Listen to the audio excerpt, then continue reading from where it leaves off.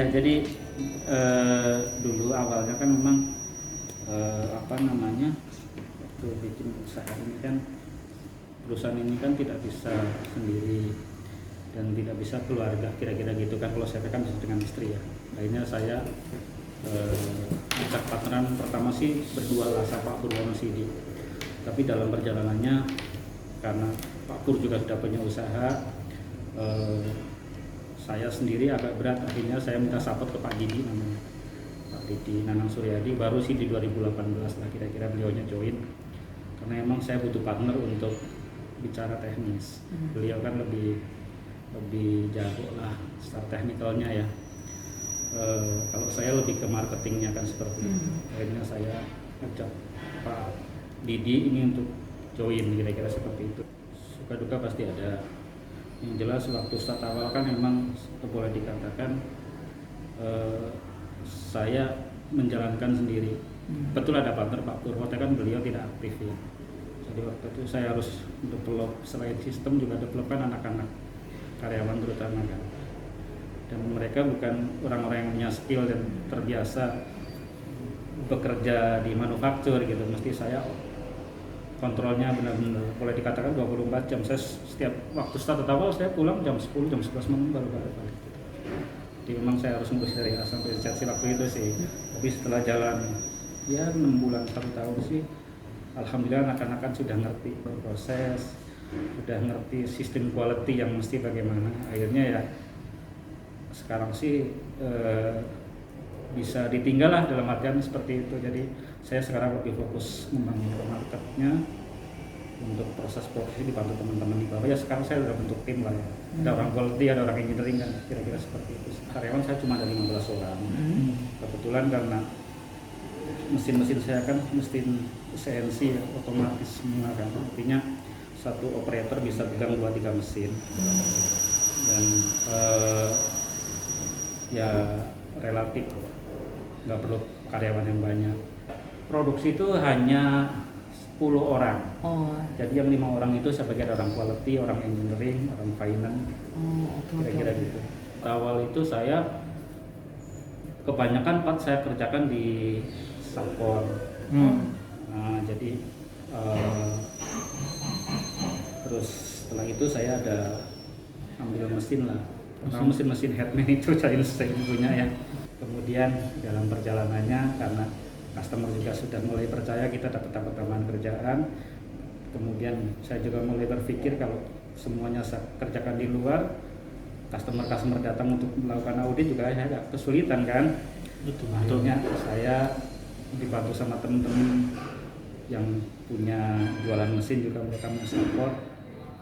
Ya udah, istilahnya mereka bantu.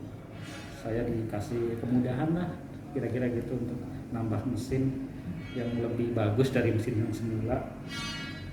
Dan kebetulan juga disupport sama Aditama kan.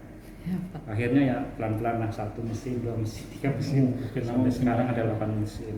Dan 8 mesin itu sebetulnya saya belum cukup, karena sekarang masih 30% saya kerjakan di luar. Ya saya sih bersyukur saja lah. Banyak dibantu sama Aditama, dibantu sama teman-teman dari customer juga support gitu. 2020 awalnya kita sudah optimis karena dari tahun 2019 kita udah perlu beberapa project yang memang mastronya itu di 2020 kira-kira gitu. Lumayan waktu itu saya hitung ada tambahan 30% mungkin nih salesnya dari yang semula. Lonjakan salesnya lumayan lah kira-kira gitu. Cuma Januari, Februari, Maret tuh lagi peak-peaknya nih naik. Maret kan mulai kena Covid. Betul. Jadi begitu Maret, April sudah dapat PO nih dari pertengahan Maret. Langsung semua di pending. Akhirnya kondisi Maretnya tinggi. Aprilnya saya turunnya tapi belum langsung turunnya ke kira-kira posisi Januari lah. Jadi kalau misalnya Januari angka 5, Februarinya angka 6, turun lagi ke 5. Maretnya di angka 9 sudah yang mendapatkan 10. Aprilnya 5 lagi. Mei, Juni itu ke angka 3. Tapi Mei Mei Juni itu saya produksi tinggal 30%. Paling berat di situ kondisi waktu itu kan kebetulan lebaran ya, saya harus bayar THR segala macam. Tapi Juli sudah mulai sedikit naik lagi. Naik 40%, Juli Agustus 40%, September udah 60%. September, Oktober, November sampai akhir tahun sudah di angka 60 sampai 70%. Balik lagi. Saat ini Januari Februari ini kalau head to headnya apple to apple-nya dengan 2020 Januari Februari sama. Januari 2020 sama Januari 2021 nilai salesnya udah sama. Februari pun kelihatannya sama. Nah untuk Maret kesananya mudah-mudahan dengan saya ada item-item baru sih naik lah ya. Tapi kalau kita bicara existing part itu kayaknya kondisinya masih sama lah dengan bulan-bulan November, Oktober 2020 nilai salesnya mungkin kalau ngomong 1 sampai 10 masih di angka 6 atau 7 gitu. Tapi nanti dengan tambahan-tambahan item baru dari customer sih harapannya ya, sudah bisa di angka 8, April naik lah setelah kesana gitu. Mudah-mudahan begitu. Amin. Targetnya sih di semester kedua sudah di angka 10. Amin Pak. Targetnya begitu, kira-kira mimpinya begitulah. Karena beberapa customer sudah visit ke sini dan dengan saya prepare tempat baru karena memang saya persiapkan untuk new project ini, customer pun kayaknya lebih optimis. Gitu loh, mereka lebih senang lah. Artinya secara tempat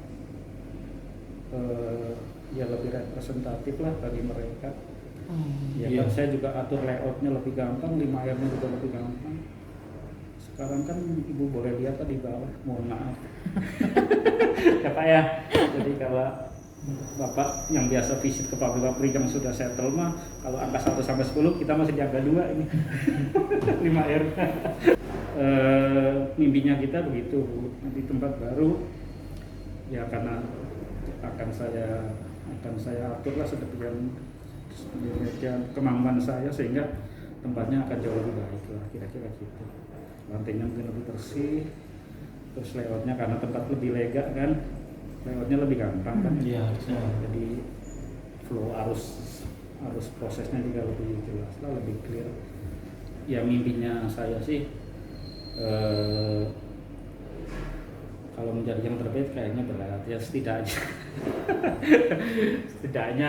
ya kita, mimpi saya sih ya apa ya kita maunya tumbuh dan berkembang lah setiap tahunnya, kira-kira gitu. Namanya walaupun kecil tapi menjadi usaha yang memang secara sistem bagus, kita juga bisa melayani customer dengan baik. Targetnya itu sih. Kalau bicara kepuasan sih tentu belum ya. Tentunya kan masih banyak yang mesti harus saya benahi. Tapi kembali lagi saya harus bersyukur. Ya saya muslim lah ya. Jadi saya banyak dibantu lah. Baik dari teman-teman maupun dari. Ya saya juga terima kasih Karitama kan selama ini tidak ada masalah dan kita juga merasa disupport dengan baik. Jadi saya juga nggak mau ambil pusing lah cari-cari tempat lain apa sih gitu kan. Adalah ya harapan saya sih saya dapat disupport dari Aditama dan saya juga bisa menyelesaikan kewajiban itu dengan baik, maksudnya kan seperti itu. Itu aja sih Bu, sederhana aja sih. Ya jadi ya bagi saya sih tidak ada masalah. Artinya syarat-syarat yang diajukan diminta sama Aditama juga kan memang seharusnya seperti itu. Jadi bagi kami sih tidak ada masalah. Artinya sesuatu yang dibanding dengan sebelah juga saya pikir sama lah, hampir sama ya. Ya syarat-syaratnya hampir sama. Kira-kira itu sih Bu. Jadi tidak ada sesuatu yang membuat kami menjadi sulit atau enggak.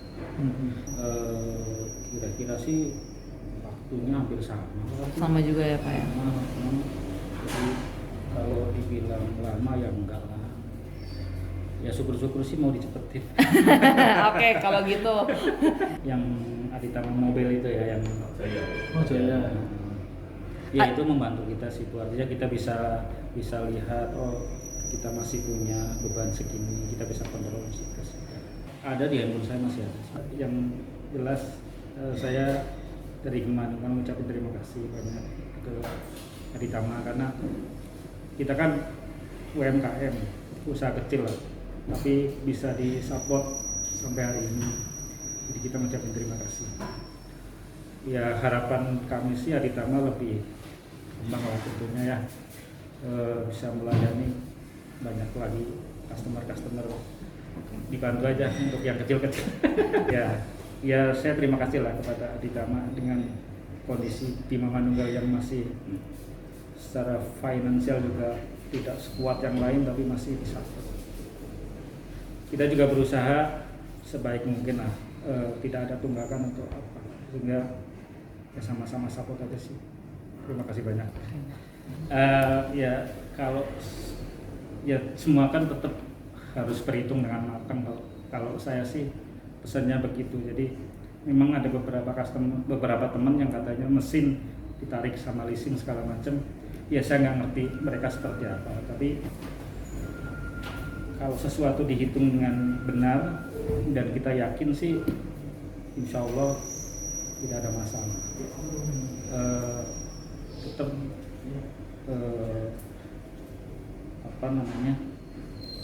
hitung-hitungannya harus benar lah. Artinya kita juga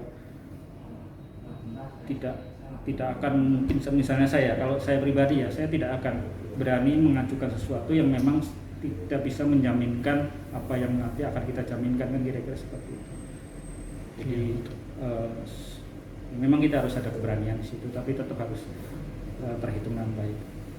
Ya, itu aja sih buat teman-teman, kalau misalnya mau mengajukan leasing biar kita sama-sama bisa tumbuh bareng, ya mesti begitu sih.